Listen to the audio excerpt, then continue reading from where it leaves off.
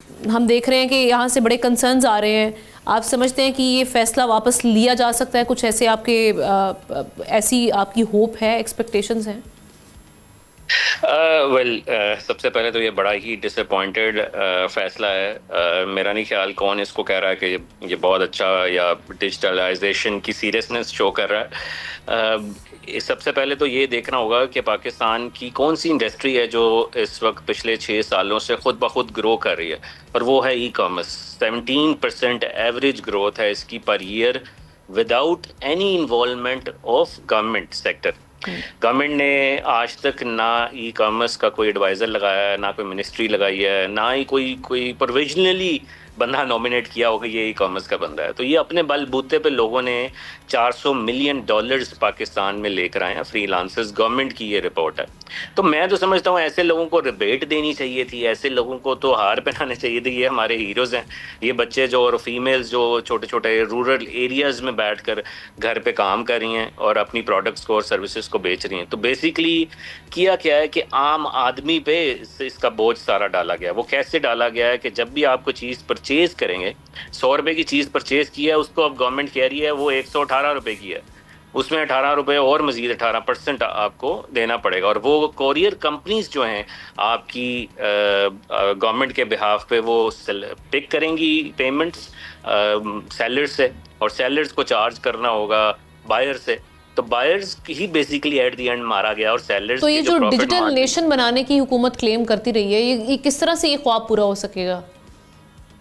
ये ख्वाबों में ही लगता है पूरा हो सकेगा ये ख्वाब।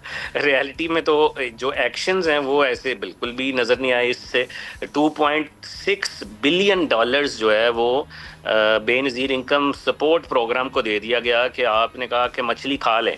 इनको ये नहीं सिखाना कि मछली पकड़नी कैसे है, वो ई कॉमर्स सिखा रही है इनको कि मछली बेसिकली अपना खुद रोज़गार कैसे लगाना है। वो रोज़गार लगाने पे आपने करना था, ना कि सब्सिडाइज करना था, ना कि उन पे मज़ीद टैक्स लगा देना था। पूरी दुनिया में अगर हम कहते हैं कि टैक्स लगते हैं तो उनकी ई कॉमर्स मार्केट के साइजेस भी देखिए, $1 ट्रिलियन में अमेरिका की है, यूके की $250 बिलियन पे।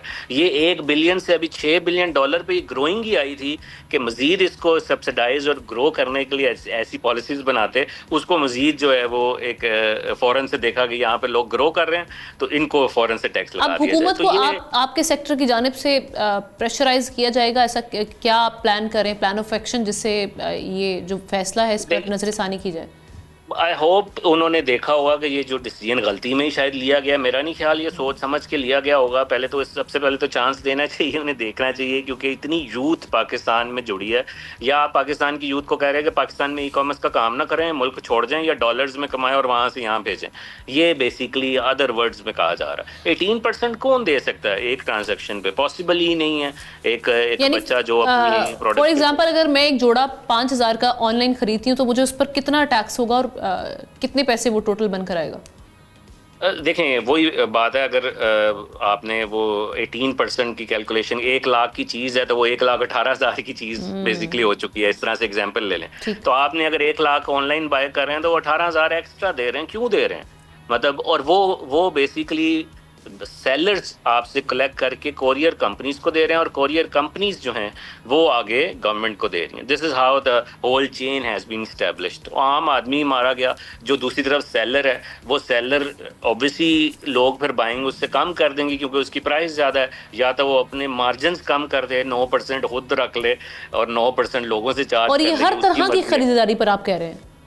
जी जी, हर तरह की खरीदारी है। एक उन्होंने चार्ट भी दिया है कि अगर क्लॉथ्स हैं तो ये है, और कुछ आगे पीछे थोड़ा सा किया है उन्होंने। लेकिन कहने का यही मकसद है कि ये सब्सिडाइज होना चाहिए था। मींस इनको कोई फेवर देनी चाहिए थी, ना कि इन्हीं से मांग लेना चाहिए था, जो कि ओनली इंडस्ट्री 17% ग्रोइंग। तो ये बड़ा डिसअपॉइंटिंग है। इसको हम बड़े मैस लेवल पे आवाज उठाएंगे। सब्सक्राइब करें और बेल दबाएं ताकि कोई खबर रह न जाए।